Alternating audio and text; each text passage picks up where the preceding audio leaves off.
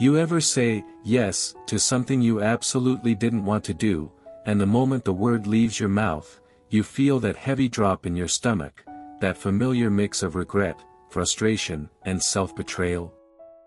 It's almost like watching yourself from the outside, thinking, why am I doing this again? Why can't I just say no? It's such a common problem that most people don't even question it anymore.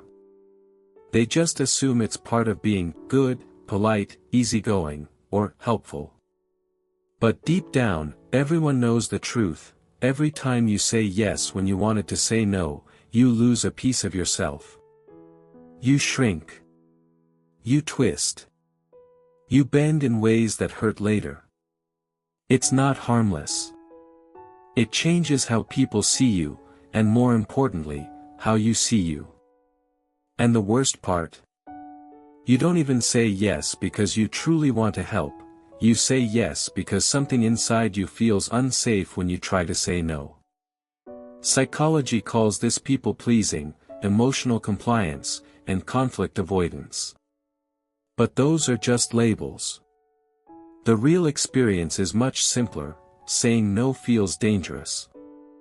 Like you're risking something: approval, harmony, connection, respect, belonging.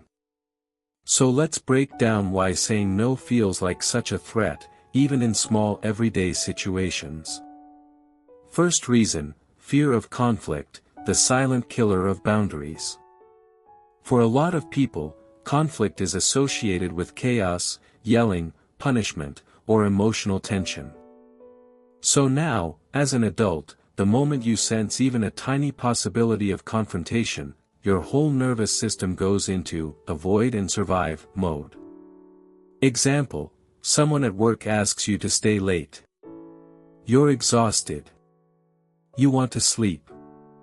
But instead of saying no, you imagine them being annoyed, judging your work ethic, or thinking you're difficult. That imagined scenario, even though it hasn't happened, completely controls your behavior. Second reason: fear of rejection. Saying no feels like pushing someone away. Like you're risking the relationship. You think, if I say no, they'll be disappointed, they'll like me less, they won't ask me again, they'll think I'm selfish. So you turn yes into a currency, something you use to buy approval, affection, safety, acceptance. Example: a friend always asks for favors at the last minute. You don't want to do them, you sigh every time, but you still say yes because the idea of them being upset with you feels unbearable. Third reason: you were taught that your needs are less important. Maybe you grew up in a household where adults' needs always came first. Maybe you were the quiet one, the easy child, the one who caused no trouble. Maybe you learned early that having needs creates conflict or stress. So you adapted by shrinking. By being convenient. By becoming the person who doesn't ask for anything. Now, as an adult, saying no feels like you're suddenly breaking a rule you've followed your whole life. Fourth reason: you don't want to look rude, mean, or uncaring.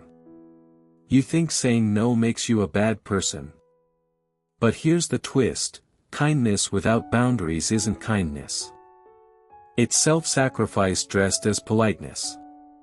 Example: someone asks you for help moving. You already had personal plans that matter to you. But you cancel them silently because you're terrified of looking selfish. Fifth reason: pressure catches you off guard. Some people know exactly how to ask in a way that makes saying no feel impossible. Come on, it'll only take a second, don't be boring, everyone else is doing it, you always help, I really need you right now, you can do it, right? That pressure puts you on the defensive, so you freeze, and the yes slips out before you can process it. Sixth reason: your self-worth is tied to being useful. A lot of people feel valuable only when they're helping, fixing, supporting, or being available. If they're not useful, they fear they'll be forgotten, replaced, or ignored. So yes becomes a Survival strategy. Example: someone asks you for advice at a terrible time for you, but you drop everything because being needed feels like validation. 7th reason: guilt. Pure, heavy, consuming guilt. The moment you even think about saying no, guilt appears like a reflex. They're counting on me, I don't want to let them down, maybe I should just do it, I don't have a good excuse. You act like you need a dramatic, life-threatening reason to say no, when the truth is, I don't want to, is a complete sentence. 8th reason: avoiding awkwardness. Saying no feels awkward. The silence after it. The pause. The expression on the other person's face. Your body tenses, your voice shakes, your mind overthinks. So you choose the smooth path: say yes now, suffer later. 9th reason: habit. Sometimes you've said yes for so long, you do it automatically. You don't even check in with yourself anymore. The request comes, you react without thinking, and only later do you realize you agreed to something that goes against your own priorities. 10th reason: you assume other people's needs are more urgent than yours. Even when they're not. Especially when they're not. You tell yourself, it's fine, I'll adjust, they need it more, I don't want to inconvenience anyone, while completely forgetting that you, too, are a person with needs, limits, and a life. And here's the brutal truth: every time you abandon your boundaries to make someone else comfortable, you make yourself smaller. You weaken your voice. You teach people they can push you. And the more they push, the harder it becomes to push back. So how do you break this pattern? How do you stop freezing, stop folding, stop betraying yourself every time someone wants something from you? It starts with one simple truth: saying no is not an attack, it's a boundary. And boundaries are not walls that push people away, they are doors that let the right people in and keep the wrong people out. The first step is learning to pause before you answer. Most people pleasers say yes instantly, like a reflex, before they even ask themselves what they want. So start delaying your response. When someone asks you for something, instead of answering immediately, say, let me check, I need a minute, I'll get back to you, I'm not sure yet. This pause gives you space to actually decide, not react.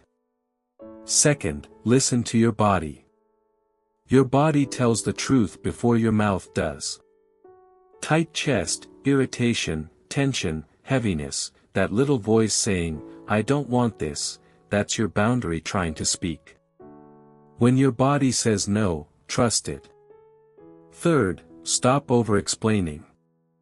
People who fear saying no often feel like they need a whole novel of excuses to justify themselves. But long explanations sound like you're begging for permission. A clean, simple no is stronger and more respectful than a desperate paragraph. Use short phrases: I can't, that doesn't work for me, I'm not available, I'm not comfortable with that, no, thanks. Fourth, accept the discomfort. Saying no will feel awkward at first. Your heart will beat faster. You'll worry the other person is disappointed. That's normal. That's your old programming trying to protect you. But discomfort is not danger. Discomfort is growth. Fifth, realize that other people handle no better than you think. You imagine they'll explode, hate you, judge you, pull away, but in reality, most people just move on. They ask someone else. They adapt. They adjust. The drama you fear exists only in your mind. Sixth, remember that people who love and respect you want you to have boundaries. People with healthy minds do not fall apart when they hear the word no, they don't guilt-trip you. They don't pressure you. They don't make you feel wrong. They say, okay, and keep treating you well. Only people who benefit from your lack of boundaries will get upset when you finally set them. 7th, practice saying no in low-stakes situations. Start small. Say no to extra tasks. Say no when a cashier tries to upsell you. Say no when a friend wants you to go somewhere you don't want to. Each no strengthens your voice. 8th, don't apologize for having limits. Stop saying sorry for things that aren't mistakes. Sorry, I can't makes you sound guilty. Replace it with confident phrases. I can't do that, that won't work for me, I'm choosing not to, I'm taking time for myself.